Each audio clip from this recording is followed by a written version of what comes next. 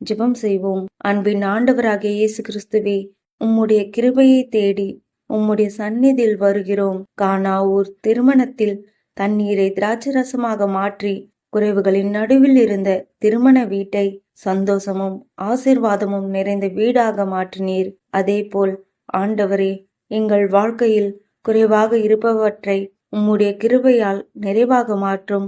எங்கள் கவலை நிறைந்த இதயங்களுக்கு ஆறுதலையும், கலக்கமுள்ள எங்கள் குடும்பங்களுக்கு சமாதானத்தையும், எங்கள் தேவைகளுக்காக நாங்கள் காத்திருக்கும் சமயங்களில் உம்முடைய அற்புத உதவியை தாரும். ஏசப்பா, கானா ஊரில் செய்த அற்புதத்தை போல் எங்கள் வீடுகளிலும் குடும்பங்களிலும் உம்முடைய அற்புதத்தை இன்று வெளிப்படுத்தும்.